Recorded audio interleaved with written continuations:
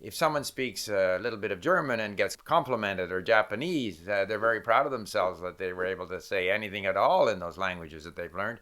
Whereas with English, that's not good enough. With English, there's a feeling that I have to be almost like a native speaker.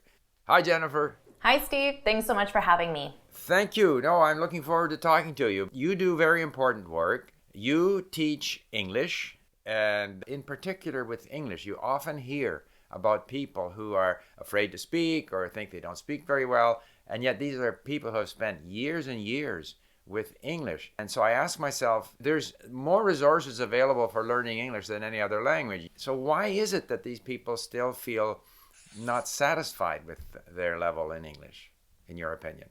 That's a great question. And a lot of it, I think, comes down to their expectation. They have this expectation that they're going to be able to communicate the same way as a native speaker. My students always compare the way they speak in English to the way I speak in English. They are upset because their accent isn't the exact same as mine, or their vocabulary isn't advanced as mine. And obviously, it's just not a fair comparison. And also, I find that the students learning English, a lot of them that I have, they've been learning English their entire lives, but throughout their lives learning English, they've been in these environments where they're constantly assessed.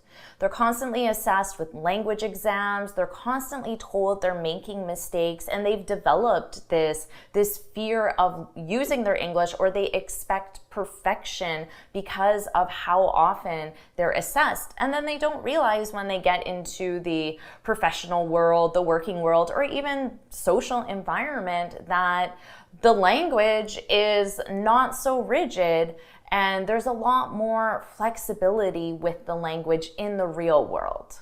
I think you raised a few very good points there. First of all, it seems that people have higher expectations of themselves when it comes to English than they do for other languages. So if someone speaks a little bit of German and gets complimented, or Japanese, they're very proud of themselves that they were able to say anything at all in those languages that they've learned.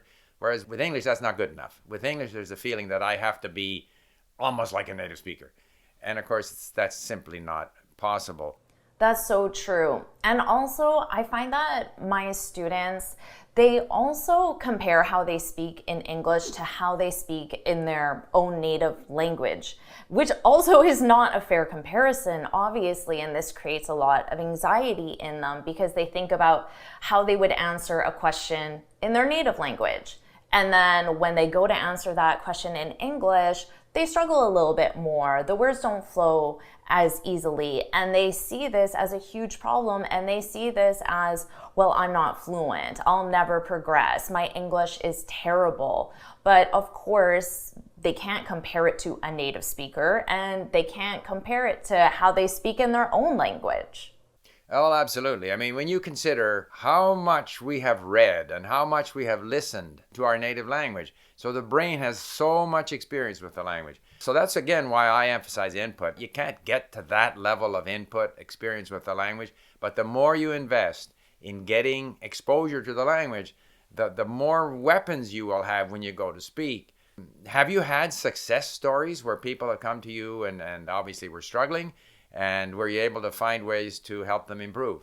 Yes, thankfully I have had success with many students. So first I had to think about all the mistakes that students were making and what was really preventing them from reaching their goal. Again, their goal is just communicating in English. I realized that there were really two things we needed to do. We had to fix their mindset because they had to get over that fear of making mistakes, that fear of being judged, how critical they are of themselves when they're speaking.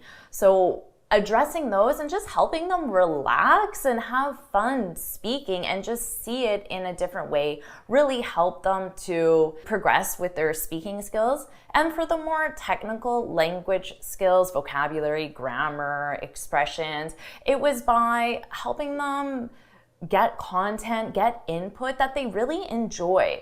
So for my students, I help them learn with TV shows, YouTube videos, movies, newspaper articles, short stories, and they enjoy learning with this content, and it's natural content. It teaches you how to use the language in the real world. There again, I think two important points that you made. The greater the variety of input, the more comfortable you're going to be in the language, but more than anything else, relax and enjoy the process.